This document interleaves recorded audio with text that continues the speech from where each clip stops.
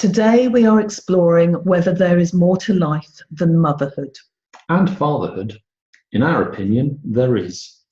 Yet achieving that life can be daunting, as first you need to work out what that life will look like and feel like. This will be different for each of us, yet there is a common theme. It will not be the life that we dreamed of living. And in the darkest days of our journey, when we are bound by the chains of our grief, it is a future that can seem impossible to even think about, let alone achieve. We belong to the club that no one wanted to join, and each time we attempt to cancel our membership, we hit another brick wall. We do not thrive or even survive, because survival indicates an energy that often isn't there. We exist. We get up because we have to get up. We eat because we must eat. We go through the motions of living, being battered by the elements. Much like the caterpillar, we are at the mercy of our fate. We continue like this, day after day, week after week, month after month, shells of our former selves, until the pressure of barely existing becomes too much. Something must change. So like the caterpillar that can eat no more, we crawl away to the safety of the cocoon to wait until we can face the world again. Whilst in that cocoon, we face our demons. We peel away the layers of our grief until we feel brave enough to emerge. Yet, sometimes we don't emerge. Our cocoon has become too safe and too familiar. Why would we risk leaving it when we still don't know if we will actually fit into the outside world? Our primeval brain has kicked in and we have a dilemma. Do we listen to a part of our brain that hasn't realised it no longer needs to save us from lions? Or do we find a way of breaking free from the cocoon that would be holding us back? Yet, if we are not sure that we want to leave that cocoon, how do we break free? We do it by making sense of our situation, by accepting the unacceptable, and for that, you need a camel. Yes, you did hear me correctly. A camel. Yet this is not just any camel. You need the creativity of the 18th camel to help you find the solution to an impossible situation. Let us explain. There once was an old and wealthy man. He had 3 sons and 17 camels. Here he is sitting with his wife and the 3 boys. When he was nearing the end of his life, he realised he needed to leave instructions about the distribution of his wealth, particularly his camels.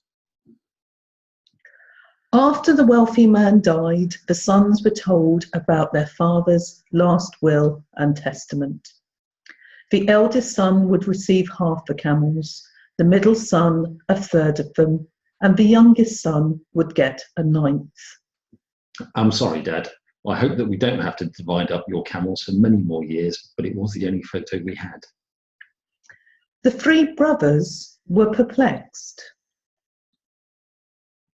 They didn't know what to do, because all they knew was that it was impossible to divide 17 camels in half. Just as you can't divide them by 3 or 9. Well, not without serious consequences for at least one of the camels. The brothers became more and more frustrated, as each one of them explained why they should have the ultimate decision about how to divide up the camels. The eldest brother believed he should take charge.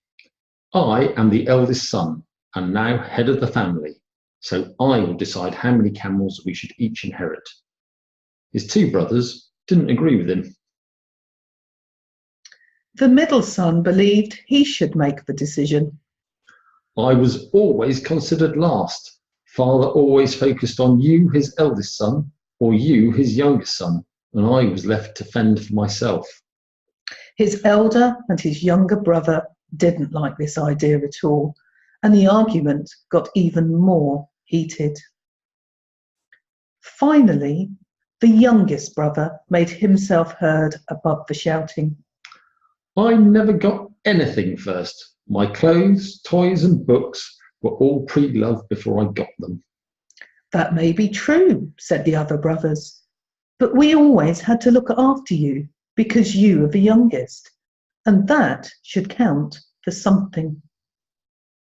Time passed and the arguments got worse. The brothers couldn't agree on anything, apart from the fact that you can't divide 17 camels up the way their father had instructed. Eventually, they decided to seek the advice of a local wise man. After the wise man had thought about the brothers' dilemma for a long time, he told the brothers that he had found a solution.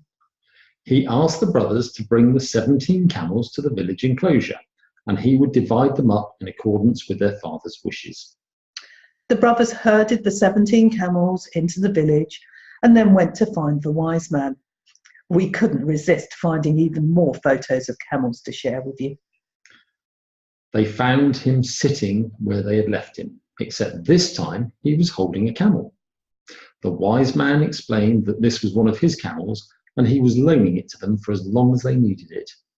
The loan was only to be repaid if all the brothers could do so without reducing the number of camels they had each initially inherited from their father.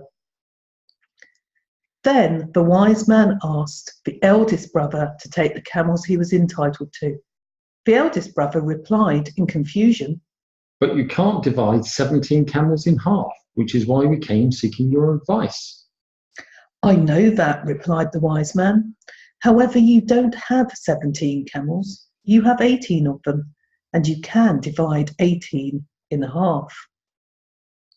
The eldest brother realized his mistake and went to claim his 9 camels.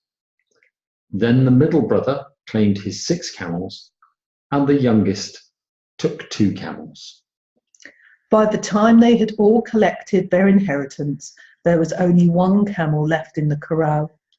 The brothers realized that they could return this camel to the wise man with this thanks.